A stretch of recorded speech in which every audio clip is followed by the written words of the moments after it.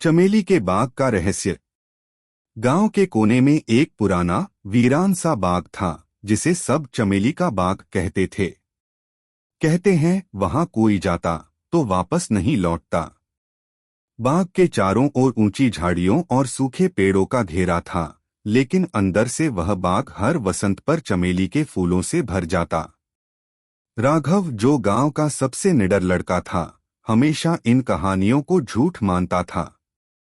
एक दिन उसने ठान लिया कि वह बाग का रहस्य सुलझाएगा। गांव के बुजुर्गों ने उसे रोकने की कोशिश की, पर राघव ने कहा, डर के पीछे छुपना मेरी फितरत नहीं। जो भी सच होगा मैं उसे सामने लाऊंगा। अगले दिन सुबह सूरज उगते ही राघव बाग के गेट पर पहुंच गया। लोहे के पुराने जंग लगे गेट को धकेलते ही उसकी चरमराहट ने माहौल में सिहरन भर दी। बाग के अंदर घुसते ही उसे अजीब सी ठंडी हवा महसूस हुई, जैसे वहां किसी की निगाहें उसे देख रही हों। चारों तरफ चमेली के फूलों की खुशबू थी, लेकिन साथ में एक रहस्यमयी सन्नाटा।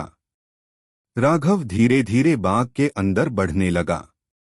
पेड़ों के बीच एक पुरानी हवेली खड़ी थी, जो किसी जमाने में भव्य रही होगी। उसके दरवाजे पर बड़े बड़े अक्षरों में लिखा था, जो सच जानने आए वह दिल और दिमाग दोनों मजबूत रखे। राघव ने साहस जुटाकर दरवाजा खोला।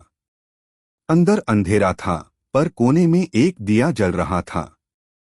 तभी एक बूढ़ी औरत की आवाज गूंजी, बहुत समय बाद कोई यहाँ आया है। राघव पीछे मुड़ा तो देखा, एक सफेद साड़ी पहने चमेली के फूलों से सजी औरत खड़ी थी। उसकी आंखों में अजीब सी चमक थी। तुम कौन हो? राघव ने पूछा। मैं इस बाग की रखवाली करती हूँ, लेकिन मेरी सच्चाई जानना चाहते हो तो तुम्हें अपनी हिम्मत साबित करनी होगी, उसने कहा।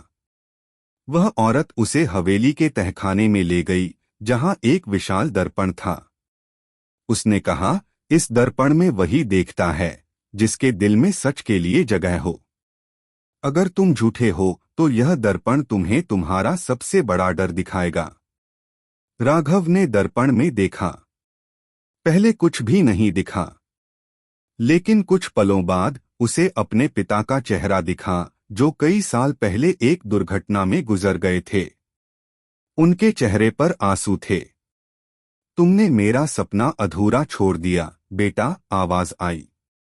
राघव कांप गया। उसने तुरंत अपनी गलती समझी। पिता चाहते थे कि वह गांव का भला करे, लेकिन वह हमेशा खुद को साबित करने में लगा रहा। दर्पण ने सब कुछ दिखा दिया। राघव ने अपने आंसू पोंछे और खुद से वादा किया कि वह अब से अपने गांव और अपने लोगों के लिए जिएगा। उस औरत ने मुस्कुराते हुए कहा, तुमने अपना डर और अहंकार दोनों को हराया। अब यह बाग तुम्हारे लिए खुला है। राघव ने गांव लौटकर सबको सच्चाई बताई। वह बाग अब वीरान नहीं था। उसकी खुशबू ने पूरे गांव को महका दिया।